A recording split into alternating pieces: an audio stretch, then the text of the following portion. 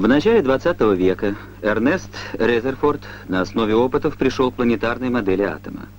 В центре атома находится положительно заряженное ядро, а вокруг него по орбитам обращаются электроны. В атоме водорода всего один электрон.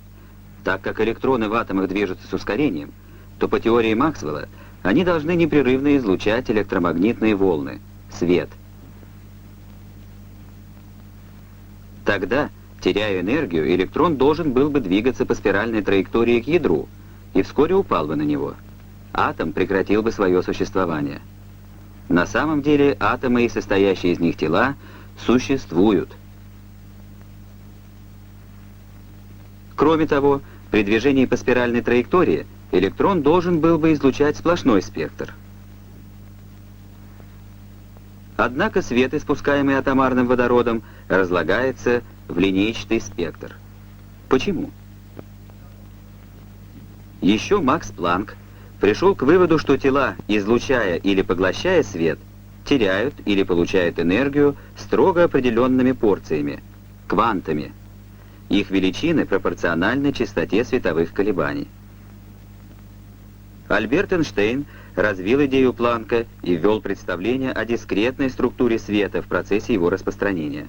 Свет — это поток особых частиц, фотонов. Излучение и поглощение фотонов атомами вещества объяснил Нильс Бор. По его теории, электрон в атоме водорода может обращаться вокруг ядра лишь по определенным, дозволенным орбитам.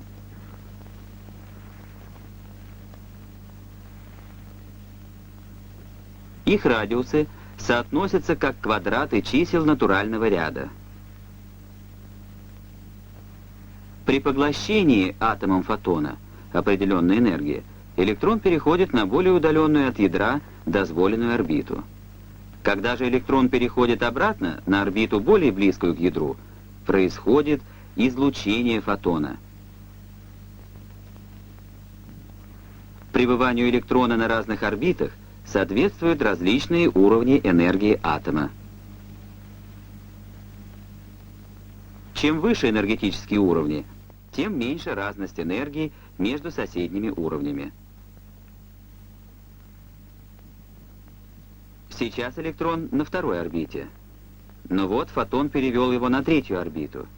Энергия поглощенного фотона равна разности энергии третьего и второго уровней атома. Фотон с большей энергией может перевести атом со второго уровня на четвертый. Каждому значению энергии фотона соответствует определенная частота колебаний поглощаемого света. Таким образом, при прохождении света, дающего непрерывный спектр, через атомарный водород поглощается излучение определенных частот. В сплошном спектре появляются темные линии.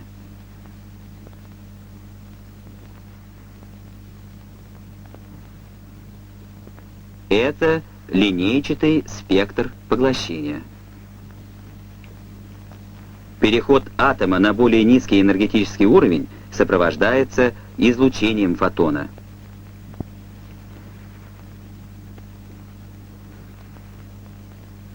Теперь атом излучил фотон больше энергии, больше и частота световых колебаний. При таком переходе энергия излученного фотона еще больше. Свет, испускаемый разряженным атомарным водородом, также имеет линейчатый спектр. Линии в спектрах поглощения и испускания занимают одни и те же места.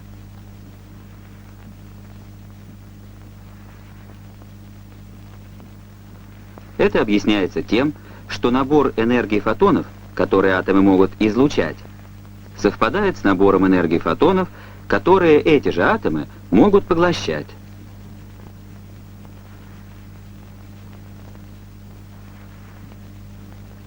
Теория Бора блестяще объяснила излучение и поглощение света атомарным водородом.